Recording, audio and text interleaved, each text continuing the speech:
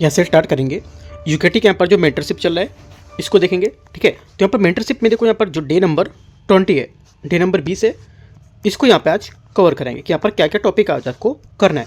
यहाँ पर देखो एक आज यहाँ से नया सब्जेक्ट या नया टॉपिक बोल सकते हो स्टार्ट किया इसमें, जैसे कि आपका जो GS2 में आता है गवर्नेंस का पार्ट, ठीक है। तो ये गवर्नेंस का पार्ट को यहाँ से ऐड किया मैंने।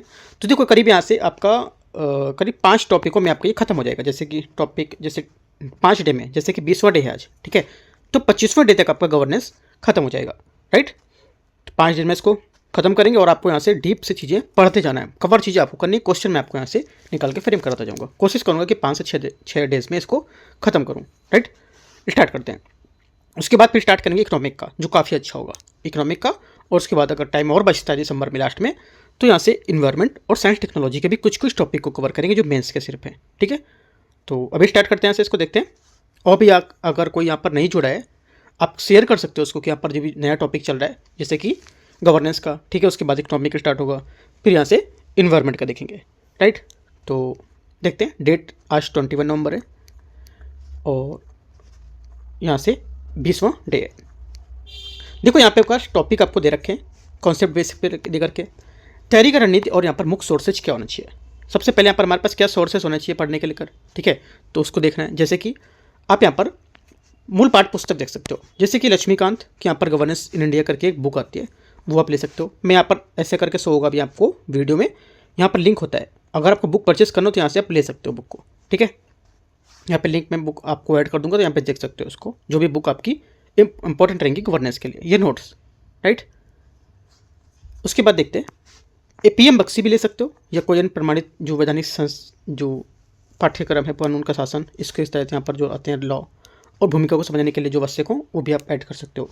प्रशासनिक सुधार की जो रिपोर्ट होती है ARC, उसको भी आपको पढ़ना होता है, ठीक है। ARC की जो रिपोर्ट होती है ये आपको मार्केट में मिल जाएंगी, जैसे कि मुखर्जी नगर है, करोल बाग है, या और भी कई मार्केट है, तो आप ले सकते हो, उनको कोरियर कर सकते हो, ठीक है। तो ये सब आपको अवेलेबल हो जाएगी।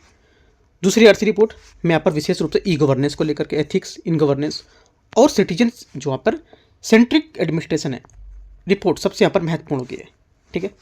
नीति आयोग के यहाँ पर दस्तावेज, वो भी इंपॉर्टेंट है यहाँ पर, राइट।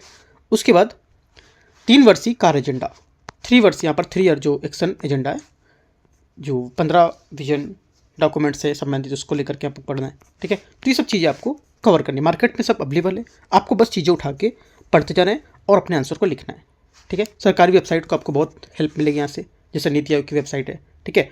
और यहाँ से जो यहाँ पे वेबसाइट दे रखी है, यहाँ पे जो भी है इनको आप फॉलो कर सकते हो, ठीक है।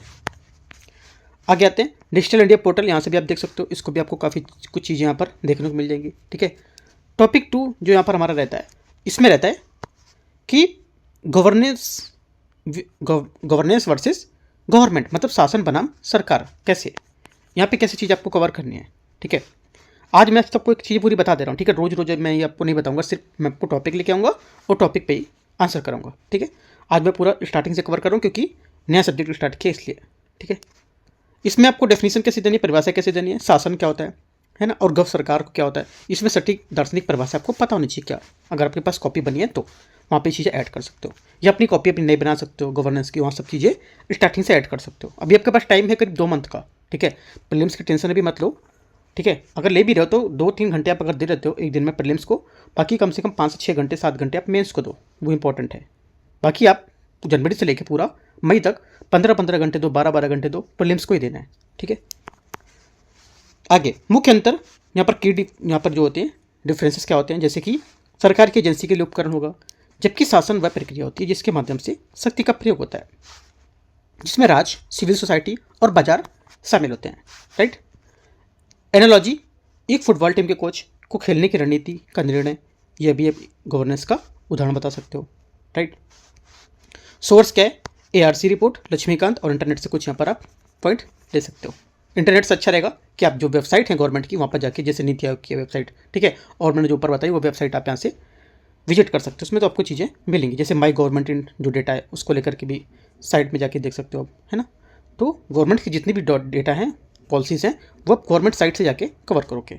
एक बात इंपॉर्टेंट और यहाँ पर जो मैं टेस्ट करा रहा हूँ यूकेटी का भी प्रीलिम्स का टेस्ट चल रहा है, ठीक है, वो भी गवर्नमेंट साइट से विजिट करने के बाद और मेंस के टॉपिक से क्वेश्चन जो पूछ सकता है प्रीलिम्स में, उससे क्वेश्चन बनाए जा रहे हैं वो, ठीक है। जितने भी टेस्ट यहाँ पर हो रहे हैं मार्केट में, विजन का है, दृष्टि का है, फोरम का है, ठीक है, और नेक्स्ट आईएएस का, उनसे सबसे डिफरेंट क्वेश्चन आपको मिलेगा यहाँ, ठीक है, और सबसे अलग चीज़ें मिलेंगी, क्योंकि ये सब हम लोगों के द्वारा तैयार किया जा रहा है, जैसे कि मैं हूँ, ठीक है, और आप लोग भी कुछ सजेस्ट करते हो कि यहाँ किस कौन से टॉपिक यहाँ पर ऐड करना है, ठीक है, तो उनके अकॉर्डिंग भी टॉपिक यहाँ पर ऐड किए जाते हैं। जैसे कि कुछ ने बताया था कि यहाँ पर इकोनॉमिक का टॉपिक, इकोनॉमिक का टेस्ट विद करंट अफेयर्स, तो मैंने इकोनॉमिक का पहले 6 नंबर अपलोड कर दिया, कल मिल जाएगा आपको, और 6 नंबर के साथ 7वां नंबर जो टेस्ट लेके आऊँगा वो आपका इकोनॉमिक प्लस आपका करंट अफेयर्स पूरा रहेगा वो, ठीक है। तो सब आप लोगों के अकॉर्डिंग ही चलेगा ये, ठीक है। तो ये सब चीज़ बहुत अच्छी है, आप यहाँ से जोड़ सकते हो। तो ये सब चीज़ आपको कवर करना है। आगे आते हैं, जैसे कि यूएनओ, वर्ल्ड बैंक मॉडल क्या है इसका, संयुक्त राष्ट्र यूएनओ को लेकर के कुछ गुड गवर्नेंस रिपोर्ट दी गई थी, 8-9 पॉइंट दिए गए थे, ये सब आपको यहाँ से पढ़ने, राइट। आगे तो ये सब देखो जितनी चीज़ें हैं आपको यहाँ पर रीड करना है एक बार, ठीक है, पढ़ सकते हो। पारदर्शिता क्या होती है, सहमति क्या होती है, भागीदारी क्या है, दक्षता क्या है, समावेशिता क्या होगी, ठीक है। सोर्सेस यहाँ पर क्या फॉलो कर सकते हो आपको, जैसे कि यूएनओ वर्ल्ड बैंक की यहाँ पर आधिकारिक रिपोर्ट आती है, एआरसी रिपोर्ट भी देख सकते हो। ई गवर्नेंस यहाँ पर में क्या कवर करना है, ई गवर्नेंस में आपको ई गवर्नेंस की परिभाषा क्या होती है, महत्व क्या होता है, ठीक है, और इसके यहाँ पर मॉडल्स क्या होते हैं, तो ये सब पढ़ना है आपको, ठीक है। ये आपको मैं पीडीएफ टेलीग्राम पे दे दूंगा, इंपॉर्टेंट है पीडीएफ आज का देना भी मुझे, ठीक है। तो मैं आपको पीडीएफ दूंगा और आप यहाँ से चीज़ें लिखनी है अपनी कॉपी में, जो भी गवर्नेंस की कॉपी होगी आपके पास, राइट। कम से कम आपको देखो 3 से 4 क्वेश्चन आपको गवर्नेंस के देखने को मिलेंगे, कभी कभी 4-5 भी क्वेश्चन हो जाते हैं, या कभी कभी 2 भी हो जाते हैं, ठीक है। तो कम से कम आपको 30 नंबर के करीब यहाँ पर आपको मिलेगा, और थोड़ी सी मेहनत करने पर, राइट।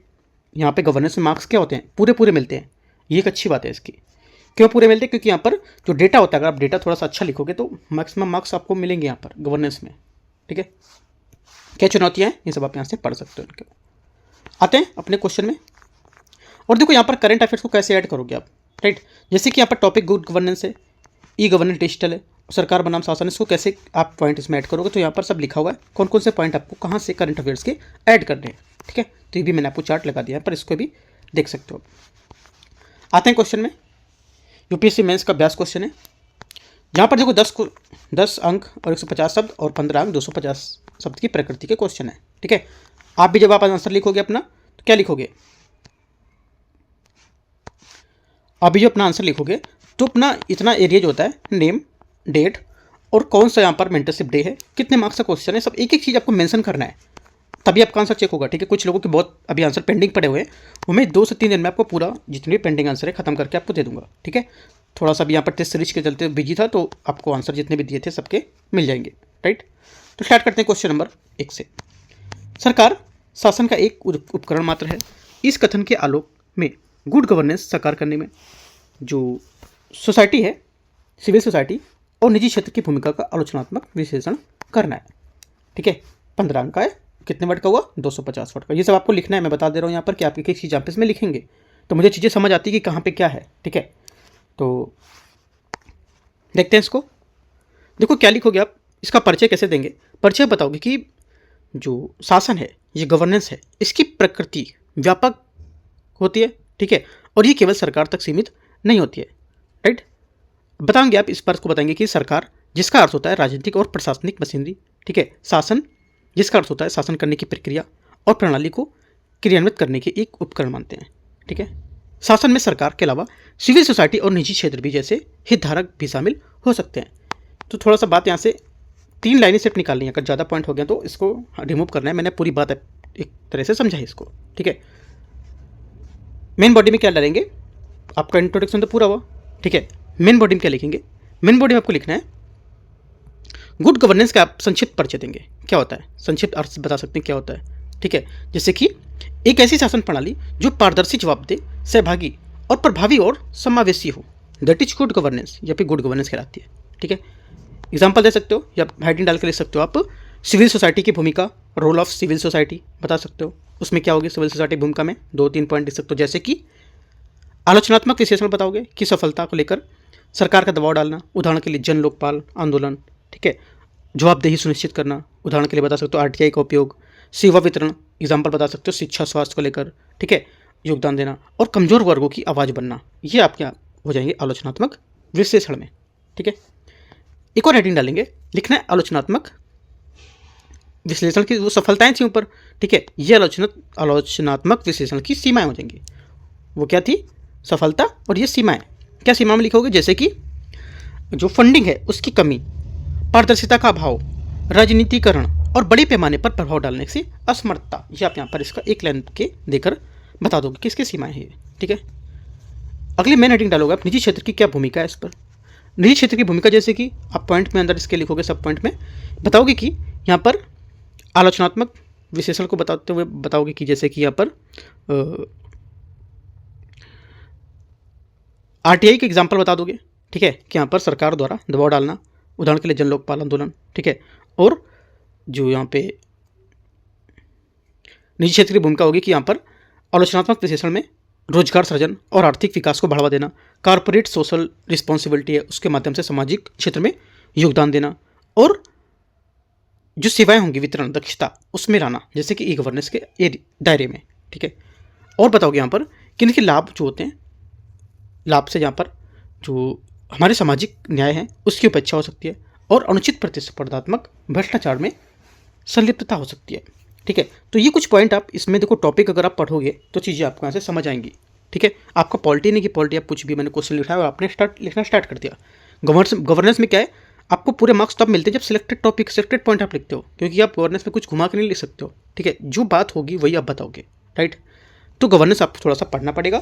आप आज टॉपिक पूरा अच्छे से पढ़ो और कल आप आंसर अपने लिख के शेयर करो, ठीक है।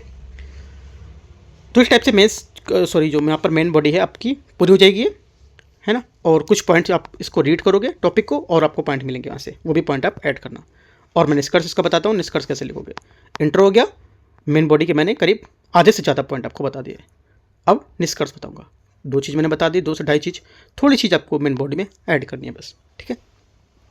निष्कर्ष में आप लिखोगे, सारांश बताओगे कि यहाँ पर जो इस बात पर जोर देंगे कि यहाँ पर जो हितधारक है इसको सहभागी शासन की भावना से काम करते रहना चाहिए ताकि भारत में शासन को और उत्तरदायी और समावेशी बनाया जा सके।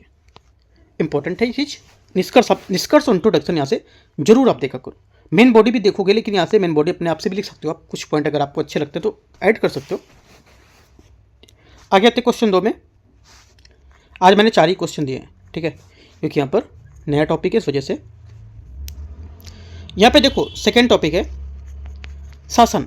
सेकेंड टॉपिक में क्वेश्चन है शासन, गवर्नेंस की जो अवधारणा है सरकार की अवधारणा से किस प्रकार भिन्न है। भारत के संदर्भ में भागीदारी को सुदृढ़ करने हेतु 2 विशिष्ट उपायों का सुझाव देना है। 10 मार्क्स का है, ठीक है। 10 मार्क्स का कितने वर्ड का हुआ? 150 वर्ड का हुआ। ये चीज़ आपके माइंड में सेट होनी चाहिए, राइट। आगे देखते हैं क्या लिखेंगे आप इंट्रोडक्शन में। इंट्रोडक्शन आप देंगे इसका, सेकेंड क्वेश्चन का बताएंगे कि सरकार को एक औपचारिक संस्था के रूप में और शासन को एक प्रक्रिया नेटवर्क या प्रणाली के रूप में बताएंगे कि क्या होती है दोनों, ठीक है। ये चीज़ आप अपने मन से लिखेंगे, मैंने बता दी की पॉइंट, उसी को आप थोड़ा सा व्याख्या करके लिखेंगे। क्या लिखेंगे कि आपको बताना है सरकार एक औपचारिक संस्था है और शासन एक प्रक्रिया है, नेटवर्क प्रक्रिया है। ये चीज़ बताओगे कैसे है, एक लाइन में बता देनी सिर्फ बात ये, ठीक है। 2 लाइन में, 3 लाइन के अंदर में कवर करना है चीज़ें, ठीक है। तो आपका यहाँ से इंट्रोडक्शन पूरा होगा। मेन बॉडी में बताएंगे सरकार और यहाँ पर शासन और सरकार के बीच अंतर, डिफरेंट है ना, इनके अंतर बताएंगे कि क्या है। जैसे कि यहाँ पर औपचारिक संस्था क्या है, व्यापक शासन की प्रक्रिया क्या होगी, इनका दायरा क्या होगा, दायरा इनका होगा सीमित होना चाहिए, और कार्यपालिका विधायिका न्यायपालिका तक। व्यापक स्तर जैसे कि निजी क्षेत्र, नागरिक समाज, मीडिया तक इनका व्यापक होना चाहिए, ठीक है। इसका अर्थ क्या होता है, विशिष्ट औपचारिक संस्था है और ये व्यापक शासन की प्रक्रिया होती है, ठीक है। उद्देश्य क्या होगा इसका, उद्देश्य की सत्ता में प्रयोग करना और निर्णय लेना और उनका कार्यान्वयन करना, ये इसका उद्देश्य होगा, ठीक है। तो आप अर्थ बता सकते हो, इनका एरिया दायरा बता सकते हो और इनके उद्देश्य बता सकते हो क्या होंगे, ठीक है। और भागीदारी को सुदृढ़ करने के लिए कुछ उपाय बता सकते हो। जैसे पूछा ना कि भागीदारी को सुदृढ़ करने के लिए कुछ उपाय बता सकते हो, 2 विशिष्ट उपाय पूछे हैं, तो 2 विशिष्ट उपाय बता सकते हो। जैसे कि बताओगे पहला कि सामाजिक अंकेक्षण को अनिवार्य करना और ग्राम सभा में शहरी स्थानीय निकाय को माध्यम से सार्वजनिक योजना के कार्यान्वयन में नागरिकों की सीधी भागीदारी को संस्थागत बनाना। उपाय 1। उपाय 2 में आप लिखोगे कि प्रौद्योगिकी का उपयोग करना, ई गवर्नेंस पहले जो पहल होती है इसका विस्तार करना, ताकि यहाँ पर नागरिकों को नीति निर्माण और यहाँ पर निर्णय लेने की जो प्रक्रिया है उसमें सक्रिय रूप से शामिल किया जा सके। ये आपके 2 सुदृढ़ उपाय हो गए। और मेन बॉडी में मैंने 2-3 पॉइंट ऊपर बताया, जैसे कि अर्थ बताया, उसका दायरा बताया और उसका उद्देश्य बताया, ठीक है, वो आप यहाँ पर बता देंगे। और ये भी बता सकते हो, शासन की अवधारणा को देकर के स्टार्ट कर सकते हो आंसर अपना, ठीक है। और भी पॉइंट लिखने, यानी कि इतना लिख के छोड़ देना है, कुछ और भी पॉइंट यहाँ पे अपने जो पढ़ोगे टॉपिक वो ऐड करोगे, राइट। इसके बाद इंट्रोडक्शन हो गया, मेन बॉडी हो गई। अब इसका निष्कर्ष, निष्कर्ष में लिखना है, बताना है आपको कि शासन को लोकतांत्रिक और जन केंद्रित बनाया जा सकता है जो सुशासन की एक आधारशिला होगी। ऐसे करके आप लिख सकते हो, ठीक है। आगे क्वेश्चन नंबर 3 देखते हैं। देखो, आप जैसा आंसर लिखते हो, उल्टा सीधा टेढ़ा मेढ़ा, है ना, बड़ा छोटा, वो भेजो, जैसे भी लिखते हो। देखो, ज़्यादातर चीज़ें तो मैं समझा ही देता हूँ आपको, ठीक है। कितनी चीज़ें आपको करके लिखना है, आपको थोड़ी सी मेहनत करनी है।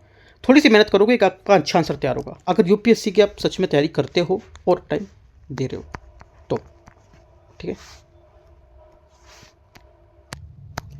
क्वेश्चन नंबर 3 है, पारदर्शिता, जो ट्रांसपेरेंसी होती है, और जवाबदेही, गुड गवर्नेंस के 2 महत्वपूर्ण स्तंभ हैं। भारत में सूचना के अधिकार, आरटीआई अधिनियम और यहाँ पर सामाजिक ऑडिट सफलताओं को, सीमाओं का मूल्यांकन, इन स्तंभों को मजबूत करने के संबंध में बताना है।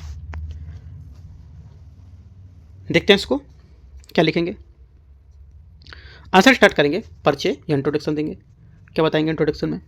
इंट्रोडक्शन बताएंगे जिसकी थीम है, थीम के बारे में, जैसे कि पारदर्शिता जो होता है और जवाबदेही गुड गवर्नेंस के लिए महत्वपूर्ण क्यों होती हैं, आप ये बात बता दोगे क्यों महत्वपूर्ण होती है, ठीक है। क्योंकि भ्रष्टाचार को कम करते हैं और नागरिकों का विश्वास बढ़ाते हैं, इसलिए क्या होती है, ये महत्वपूर्ण होती है। कोई एग्जांपल दे सकते हो इंट्रोडक्शन में, तो बहुत अच्छा हो जाएगा आपका इंट्रोडक्शन। यहाँ से सीधा सा 2 मार्क्स मिलेगा इंट्रोडक्शन में आपको, इतना चीज़ें आप अगर लिखते हो तो, ठीक है। मेन बॉडी में आएंगे, मेन बॉडी में बताएंगे यहाँ पर आरटीआई अधिनियम का मूल्यांकन कर देंगे। यहाँ पर आरटीआई अधिनियम 2005 है, उसका मूल्यांकन कर देंगे। करीब 3 से 4 बातें बता दोगे, जैसे कि इनकी सफलताएं क्या हैं। सफलताएं सरकारी कामकाज में खुलापन लाता है, जिससे भ्रष्टाचार के मामलों को उजागर किया जा सकता है और नागरिकों को अधिकार संपन्न बनाया जा सकता है, जिससे अधिकारी को जनता के प्रति उत्तरदायी बनाया जाएगा। ये पॉइंट लिख सकते हो। अगला, इनकी सीमाएं लिख सकते हो, क्या इनकी सीमाएं होती हैं, ठीक है। या डायरेक्ट पॉइंट ले सकते हो, फाइलों को नष्ट होने का खतरा, अधिकारियों द्वारा देरी से जवाबदेही से मना करना, सूचना आयुक्तों को पदों को खाली रहना, ये आरटीआई के कार्यक्रम होते हैं उस पर हमले करते हैं, मतलब सीमाएं होती हैं, ठीक है। अगला, सामाजिक ऑडिट मूल्यांकन, ये पूछा ना, सामाजिक ऑडिट मूल्यांकन है, ये बताना है। आप सामाजिक ऑडिट मूल्यांकन बताओगे कि जैसे यहाँ पर जो सफलता है इसमें सफलताएं क्या होंगी, नागरिकों को योजनाएं की क्रियान्वयन की गुणवत्ता की जांच में सीधे शामिल करना, ठीक है। निचले स्तर पर धन दुरुपयोग को रोकना और स्थानीय अधिकारियों की जवाबदेही तय करना, ठीक है। उदाहरण बता सकते हो मनरेगा में जो सामाजिक ऑडिट है ये। अगला पॉइंट आप लिखोगे कि राजनीतिक इच्छा शक्ति का अभाव होना, कार्यान्वयन में एकरूपता की कमी आना और स्थानीय अधिकारियों द्वारा प्रतिरोध करना, ठीक है। इन सब के अंदर आप की पॉइंट थोड़ा सा 2-3 बातें लिख भी सकते हो, या अपने पॉइंट बीच में ऐड कर सकते हो जो आप टॉपिक पढ़ोगे इन टॉपिक पर। जैसे कि आपने गवर्नेंस अपने पढ़ा, पारदर्शिता वाला टॉपिक, उसके लिए कुछ पॉइंट है तो आप यहाँ पे पॉइंट मेन बॉडी में ऐड कर सकते हो अपने, ठीक है। और जो मैंने बताया वो भी पॉइंट आपको ऐड करना है, तो मेन बॉडी भी आपकी पूरी हो गई। निष्कर्ष या कंक्लूजन, क्या लिखना है इसमें? निष्कर्ष बात कर रहा है समाधान के लिए, ठीक है। तो ये देखो, ये दोनों उपकरण सुशासन को बढ़ावा देने के लिए आवश्यक होंगे, ठीक है। कौन दोनों? पारदर्शिता और जवाबदेही, राइट, ये बात लिखोगे। और इसकी पूर्ण सफलता के लिए जन जागरूकता बढ़ाना और कानूनी प्रावधानों को मजबूत करना और सुरक्षित वातावरण प्रदान करना ही अनिवार्य होगा, ये अपने निष्कर्ष में लिखोगे, ठीक है। तो इंट्रोडक्शन निष्कर्ष मैंने आपको पूरी बात बताई। मेन बॉडी के भी कुछ पॉइंट आपको बताए, करीब 4 पॉइंट ऊपर 4 नीचे इसके लेकर के, और बीच में कुछ थोड़े से पॉइंट आपको और ऐड करने हैं, ठीक है। 15 अंक का क्वेश्चन है, फिर से बता देता हूँ, 2 पेज है। 2 पेज में आपका अगर 10 अंक का क्वेश्चन लिखते हो तो 1 पेज ये और इतना, आधा पेज आपको स्क्रीनशॉट करके आप स्कैन करके नहीं भेजना है। आधे में अगर आंसर लिखता है तो पेज पूरा आपको स्कैन करके भेजना है, फिर से समझ लो बात, ठीक है। 15 मार्क्स का क्वेश्चन है तो 1 पेज ये, कोशिश करो दोनों पेज हो जाए, ठीक है। और आधा उसके ज़्यादा अगर हो जाता है तो अगर फिगर बना हो यहाँ पर या फिगर के थ्रू बना रहे हो तो 2.5 पेज हो सकता है, वरना 2.5 पेज आंसर नहीं लिखना है। कुछ लोगों का 2.5 पेज आंसर जा रहा है, मैं किसी का नाम नहीं ले रहा हूँ, ठीक है। 2.5 पेज भी मैं चेक कर दे रहा हूँ कि चलो कुछ वर्ड लिख रहे हो, एक चीज़ उतारनी नहीं, जो चीज़ पूछ रहा है वो बात सिर्फ आप लिखो। अगर आप मैप बनाकर या किसी फिगर बनाकर 2.5 पेज करते हो तो ठीक है, लेकिन इतने वर्ड आपको लिखने नहीं है, क्योंकि आपको एग्जाम हॉल में इतना टाइम नहीं मिलेगा लिखने का, ठीक है। ये चीज़ आप समझ के क्वेश्चन लिखो, यानी कि घर पे फ्री बैठे हो तो लिख ही चले जा रहे, लिख ही चले, नहीं, टर्म कंडीशन भी ध्यान रखो क्या करना है, ठीक है। आगे आते हैं क्वेश्चन नंबर 4 में। क्वेश्चन 4 है, कानून का शासन, रूल ऑफ लॉ सुनिश्चित करने के लिए समावेशिता क्यों आवश्यक है, समझाइए कि न्यायिक सक्रियता समावेशी शासन को बढ़ावा देने में कैसे सहायक होगी। देखो क्या लिखेंगे, परिचय या इंट्रोडक्शन में क्या देंगे, आप बताएंगे कि जो कानून का शासन है, इसका अर्थ है कि कोई भी कानून से ऊपर नहीं है और सभी के लिए कानून समान है। समावेशिता का अर्थ होता है कि समाज के सभी वर्गों को समान रूप से शासन में शामिल करना। ये आप ये बात बता दोगे इंट्रोडक्शन में। मेन बॉडी में आएंगे हम लोग। मेन बॉडी में क्या लिखना है, मेन बॉडी में बोला है कानून का शासन और समावेशिता का संबंध पूछा है, ठीक है। कानून का शासन और समावेशिता का संबंध क्यों आवश्यक है, तो ये पूछा है, तो आप ये हेडिंग डालोगे, क्या लिखोगे, कानून का शासन और समावेशिता का संबंध।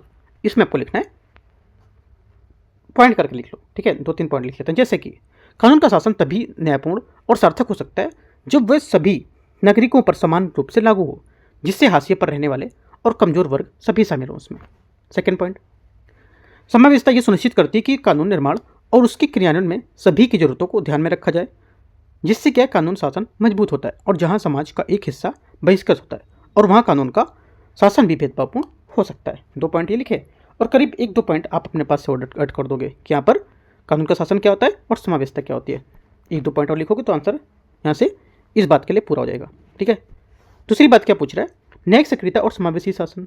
न्यायिक सक्रियता और समावेशी शासन को कैसे बढ़ावा देने में सिद्ध है, ये बताना। इसको लेकर के 4-5 पॉइंट बता देते हैं, जैसे कि आप बताएंगे कि न्यायिक सक्रियता और समावेशी शासन को लेकर, न्यायिक सक्रियता तब होती है जब न्यायपालिका संविधान की रक्षा के लिए और नागरिकों के अधिकारों को सुनिश्चित करने के लिए सरकार को कार्यों का हस्तक्षेप करती है।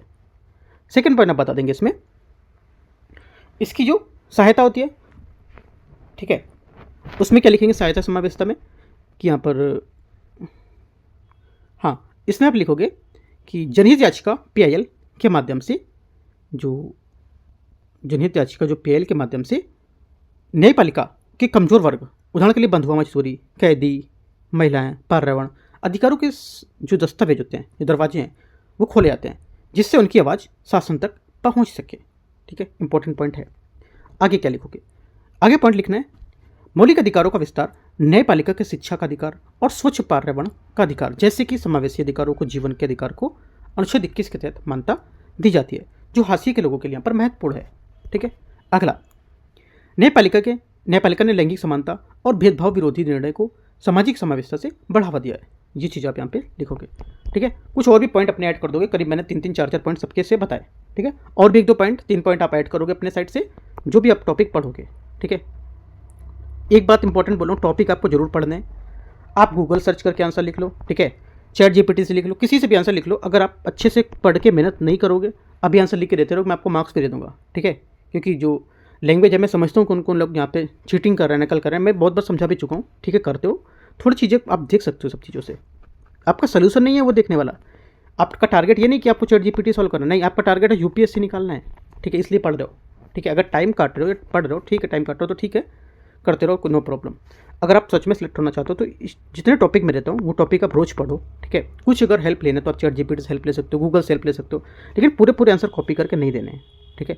चीज़ों को आपको समझना है, समझ बना के रखना है, क्योंकि आपको पेपर 2026 का अगर तैयारी कर रहे हो तो 26 लास्ट में देना पेपर, आपको सितंबर-अक्टूबर टाइम पे पेपर होता है। तो ये सब चीज़ें माइंड में जब सेट रहेंगी, जब आप अच्छा सा नोट्स बनाओगे, चीज़ों को लिखोगे, जितना आप फ़ोन से गूगल से दूर रहोगे उतनी अच्छी चीज़ें आप कवर कर पाओगे।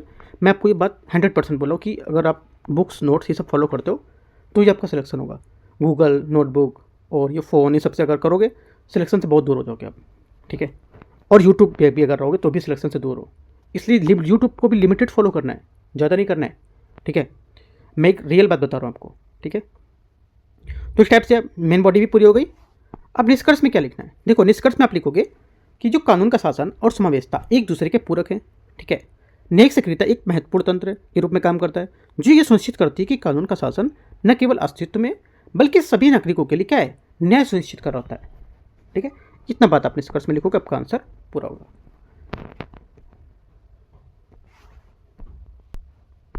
इस टाइप से देखो यहाँ पर जो 4 क्वेश्चन थे मैंने आपको बताया कैसे कैसे क्वेश्चन को लिखना है, और पीडीएफ रहेगा मैं आपको टेलीग्राम पे प्रोवाइड करूँगा, ठीक है। और प्रीलिम्स पे लेकर भी आपको थोड़ा सा फोकस करते रहना है, ठीक है। प्रीलिम्स के मैं क्वेश्चन पेपर करा रहा हूँ, वो भी आपको देखना है, क्योंकि मेंस से ही सटे हुए पेपर हैं वो, ठीक है, उससे निकाले हुए क्वेश्चन। और आपको अच्छे से प्रिपरेशन करना, तैयारी करना है, आपको अच्छा सा टाइम देना है अपनी पढ़ाई के लिए, ठीक है। बाकी कुछ डाउट रहेगा मैं आपके लिए अवेलेबल हूँ, कुछ पूछना है पूछ सकते हो, टेलीग्राम पे जुड़ के पूछ सकते हो, कमेंट में पूछ सकते हो, ठीक है। या कुछ और प्रॉब्लम आप जैसे कि पढ़ने में कुछ प्रॉब्लम हो रहा है या मटेरियल से लिख कर कोई दिक्कत है तो आप कॉन्टैक्ट कर सकते हो, ठीक है। तो एंड करते हैं से इसको, टेलीग्राम भी आप ज्वाइन कर सकते हो यहाँ से। All the best, thank you.